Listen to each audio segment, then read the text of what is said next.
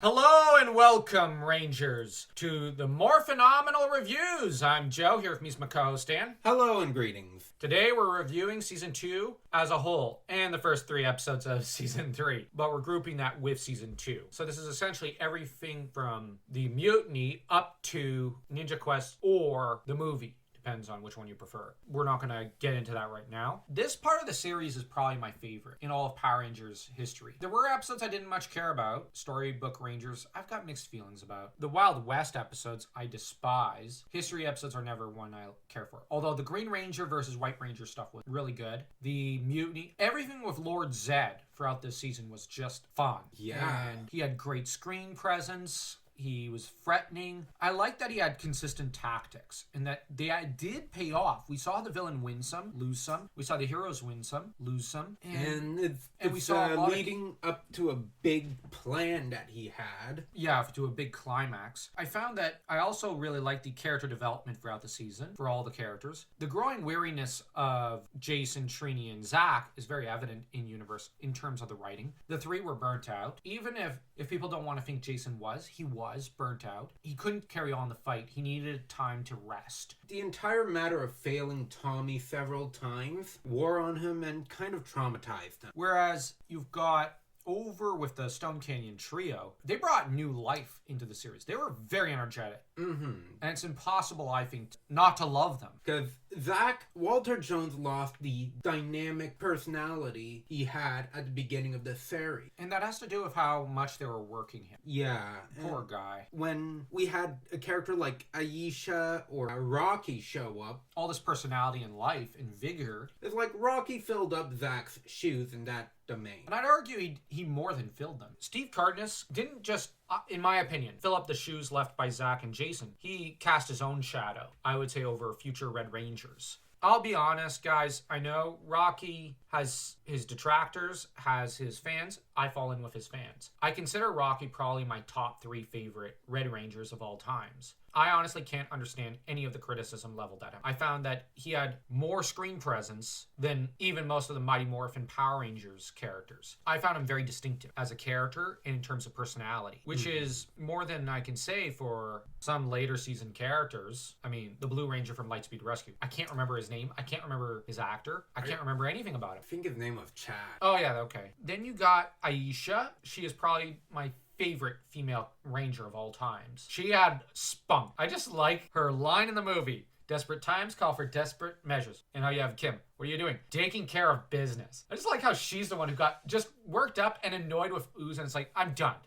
Either we die today or we're killing him. I'm not putting up with this a minute longer. I just love her impatient nature. She's just impatient. Her impetuous. sassy.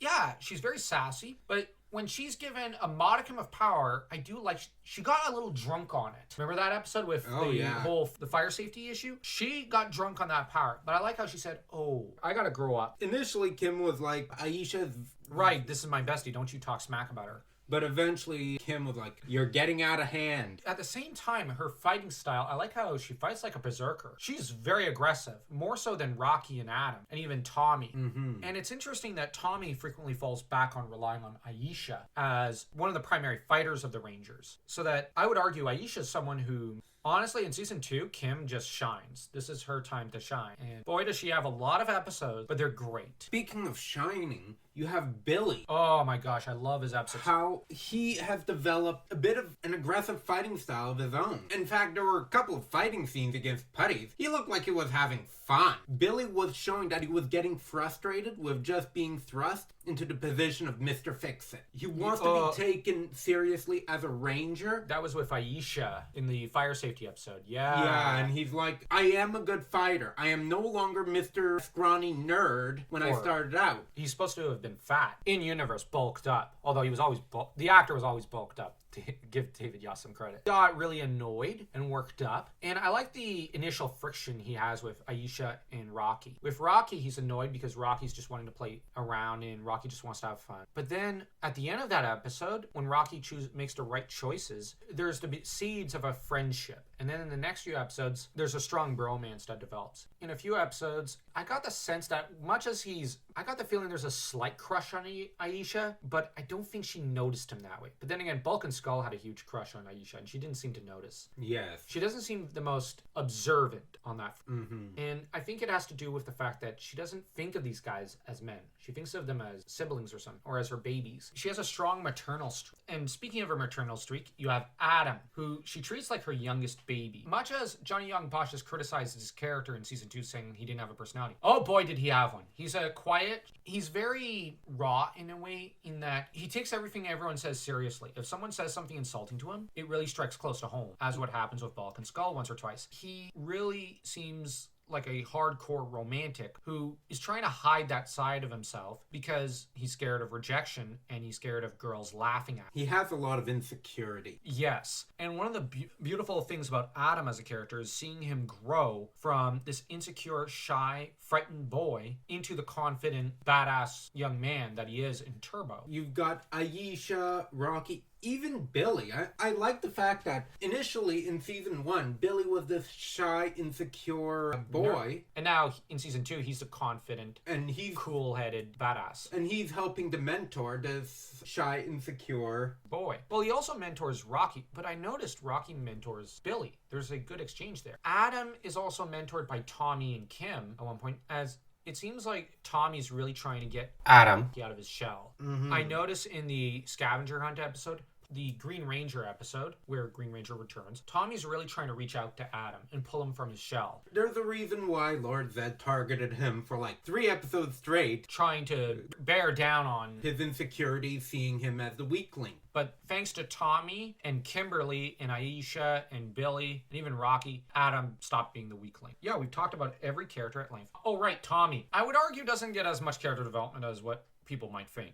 Although, that said, he still gets a lot. Tommy goes from just being, oh, Kim, save me, at the beginning of the season, that was annoying, into the confident, cool, awesome, level-headed leader that we see him in the middle of the season. We see how he goes from a helpless, frustrated, in some ways, not trying to say too much commentary on it, but an emasculated young boy into the great leader and greatest Power Ranger that he is in the middle of the season. He is the strong one. He has a strong sense of humor. He has a great one. But he also has enough confidence to essentially say, all right, my girlfriend would make a better student council president than I, after that week-long quarrel between the two. And he says, you know what? She's my co-leader of the Power Rangers. And I know a lot of people have said, watching the movie, she's second in command. No, she's co-leader.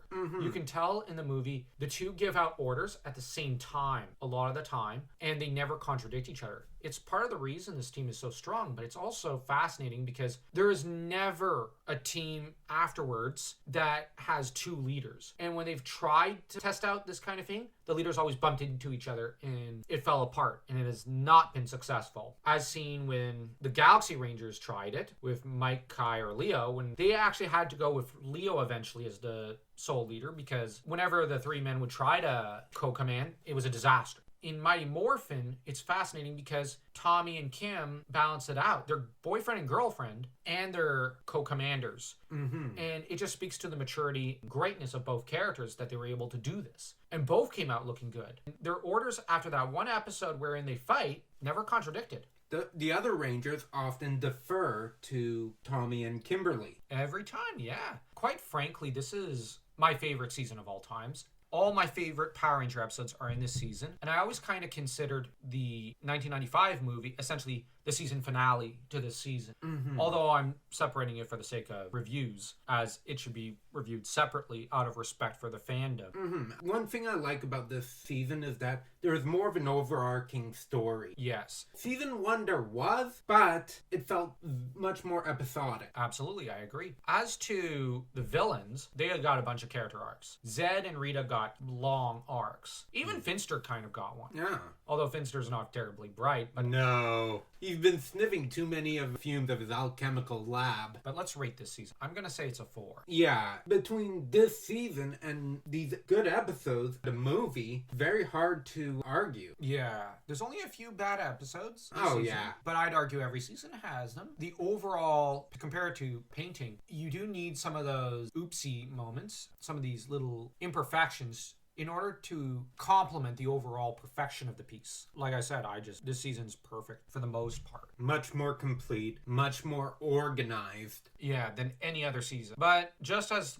at this point, I would argue this is the high point for Mighty Morphin, and there's only one way to go. Crash. Because season 3, I never really cared. But we'll see if maybe I'll change my mind on this viewing. And maybe we'll find that season 3 was every bit as great as or even as fun as season 1 could be. Let's hope so. And tell us your rating of season 2. Did you like it? Did you hate it? Do you agree with our statements? Don't forget to smash that subscribe button like your Tommy smash kicking Goldar.